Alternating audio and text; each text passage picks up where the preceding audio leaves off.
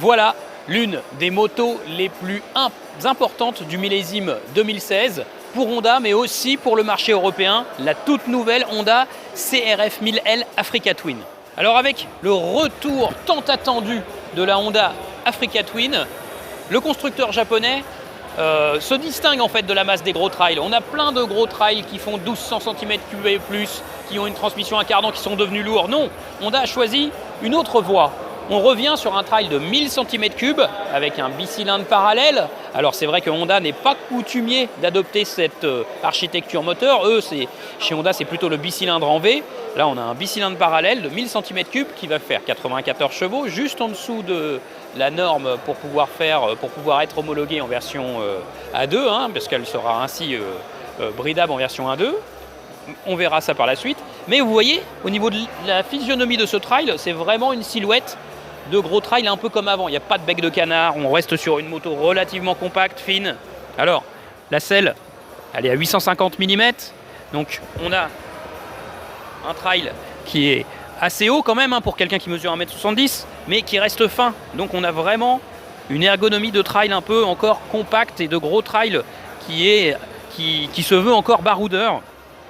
Et c'est le cas puisque vous voyez sur cette moto, en fait, on a des jantes de 18 à l'arrière et de 21 pouces à l'avant, comme sur une moto d'enduro. Ça montre bien la volonté de Honda de mettre l'accent sur la partie tout-terrain avec cette moto.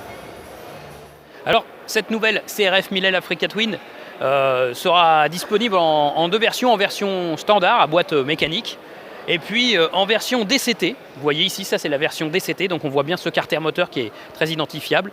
Donc il sera une boîte semi-automatique, mais qui aura des modes. Le mode route, le mode enduro, des sous-cartographies pour le mode enduro, afin de bien s'adapter à une pratique du tout-terrain.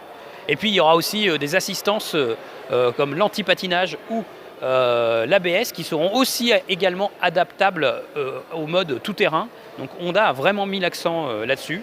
Donc c'est vraiment un choix de faire de cette nouvelle technologie DCT un allié pour le tout-terrain et sans doute la randonnée touristique en tout-terrain. Regardez bien les coloris. Ici, on a un coloris rallye très typé HRC.